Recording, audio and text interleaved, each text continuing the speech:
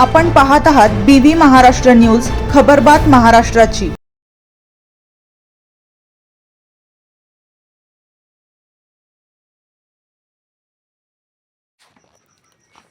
लाच मागितल्याप्रकरणी पाचोरा येथील कृषी अधिकारी विरोधात कारवाई।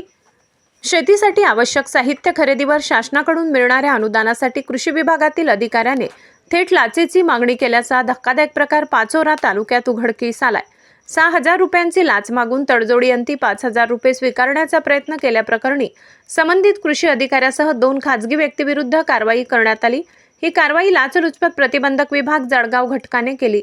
मिळालेल्या माहितीनुसार तक्रारदार हे जोगे वडगाव तालुका पाचोरा येथील शेतकरी असून त्यांनी शासनाच्या कृषी योजनेअंतर्गत नांगर व रोटर खरेदीसाठी पाचोरा कृषी कार्यालय ऑनलाईन अर्ज केला होता। अर्जास मंजुरी मिळाल्यानंतर त्यांनी साहित्य खरेदी केले। त्यानंतर खरेदी केलेल्या साहित्याचे फोटो काढून ते योजनेच्या संकेतस्थळावर अपलोड करून अनुदान मिळवून देण्यासाठी कृषी उपअधिकारी लीलाधर देशमुख यांनी तक्रारदाराकडे 6,000 रुपयाची लाच मागितली। तसेच ही रक्कम आंबे वडगाव येथील धंदाई कृषी केंद्राचे संजय पाटील यांच्याकडे देण्यास सांगितले। प्रकाराला कंटाळून तक्रारदाराने 2 फेब्रुवारी रोजी लाचलुचपत प्रतिबंधक विभागाकडे तक्रार दाखल केली। तक्रारीची पंचासमक्ष पडताळणी करण्यात आली असता लाचेची मागणी झाल्याचे निष्पन्न झाले।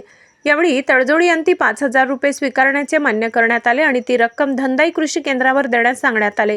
त्यानुसार तक्रारदार धंदाई कृषी केंद्र आंबे वडगाव येथे गेला असता संजय पाटील उपस्थित नव्हता। मात्र दुकानदार असलेला नितीन निकम यांनी सदर रक्कम लाच असल्याची पूर्ण जाणीव असूनही पंचासमक्ष स्वीकारली। यावरून कृषी उपअधिकारी लीलाधर देशमुख, खाजगी इसम संजय पाटील, नितीन निकम यांच्या विरुद्ध पिंपळगाव हरेश्वर पोलीस ठाण्यात गुन्हा दाखल करण्याची प्रक्रिया रात्री उशिरापर्यंत सुरू होती। BV न्यूज महाराष्ट्रासाठी सहसंपादक श्लोक भामरे।